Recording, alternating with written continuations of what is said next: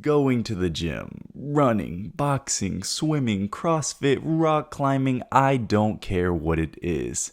Exercise is arguably one of the most important aspects of anyone's life. Some people may consider themselves gym rats while others quiver at the thought of walking into a weight room. Some people can run for miles on end when others fear running half a mile. This week, we look at some of the psychological effects exercise has on people and hopefully bring everyone to the conclusion that exercise is not an option, but a necessity.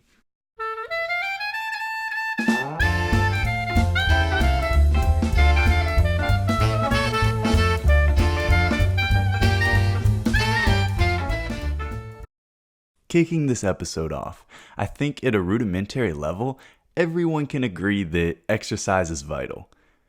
I don't care if you can think of every excuse in the book not to exercise, its underlying importance is undeniable. I often find it funny how people who don't exercise frequently have such a hard time understanding how people who do work out do it on such a consistent basis. Having worked out and played sports for multiple years, I've noticed a trend among those who stay consistent and those who don't. Almost to the point to where I could predict how long you will stay committed to your quote-unquote gym grind for. Observing specific aspects, I've narrowed it down to two key indicators that determine long-term consistency. Though I use this example to refer to exercise, the principles apply to life on a much larger scale, usually correlating with predicting long-term success in just about anything.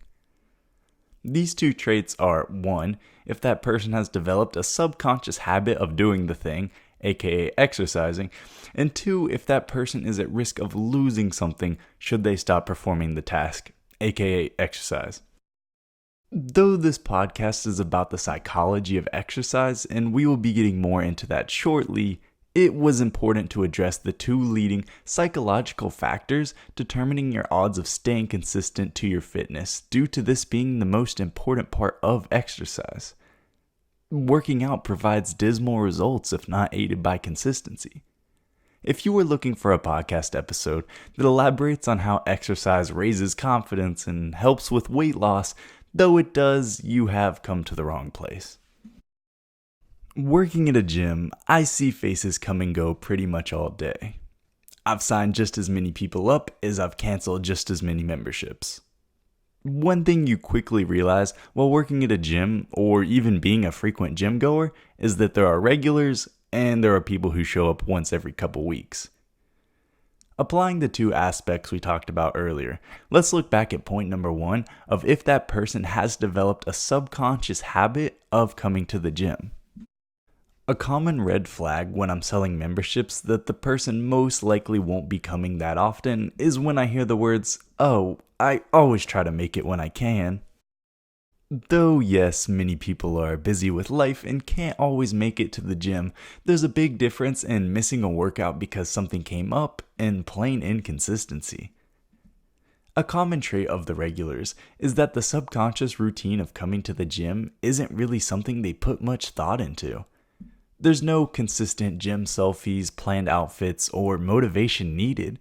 They've allocated time out of their daily routine ahead of time, so going to the gym is nothing more than a check off their daily list. Keeping this in mind, let's look at point number 2 of is that person at risk of losing something should they stop exercising? Though there are many examples, I find the most common one to be among successful athletes. Skipping workouts and conditioning routines for them directly hinders their performance in the sport. Most of them have a lot to lose should they just decide to stop working out.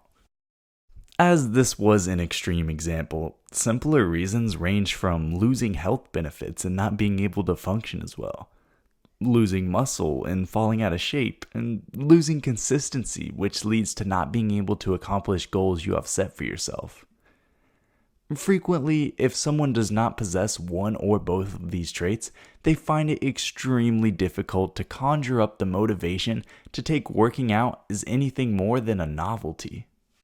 This being said, fortunately, there is a cure to the problem, and that is 1. Set goals, and 2. Find something to lose.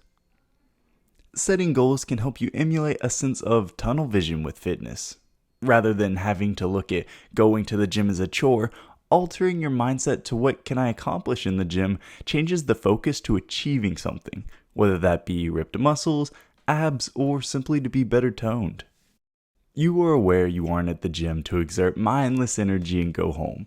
You are there to pursue a goal that will be achieved after consistent hard work. Finally, finding something you have to lose makes sweeping that excuse to not go to the gym under the rug turn from a quick, short-term satisfactory decision into a sacrifice. Sure, I could skip working out because I feel lazy in the short term, but how will I feel in a couple weeks or months when you can look back on everything you worked for, even on the days you didn't want to? People often get short-term gratification and long-term gratification mixed up when it comes to exercise. Simply speaking, most people's expectations versus reality are quickly crushed when they come to find the reality of exercise is not a sprint, but a marathon. It's easy to watch your favorite fitness guru on Instagram benching 405 or squatting 700 pounds and get motivated to go work out, only to realize they've spent 10 to 15 years to get to where they're at when you've only spent a couple months. To cut to the chase and put things in the simplest terms possible, if you're working out and going to the gym with no long-term goals in mind, as well as not having any real downside to skipping your workout, statistically, my money's on you won't be around for long.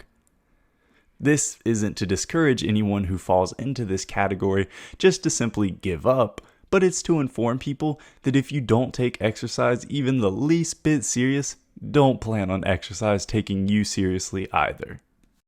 In conclusion, at the beginning of the podcast, I talked about how exercise is not an option but a necessity. Rambling about the countless benefits of fitness would have done nothing more than allow you to hide behind your watered down excuse of, I just can't seem to stay committed, for the 100th time. I have provided you with a system that, if implemented correctly, will allow you to experience all of the benefits of exercise firsthand, eliminating these limiting beliefs and allowing you to physically grow yourself into the best version of yourself. Should you decide to hold on to these excuses in the interest of quote-unquote staying comfortable and hiding from one of the most important parts of life, you now have no one to blame but yourself for your own shortcomings.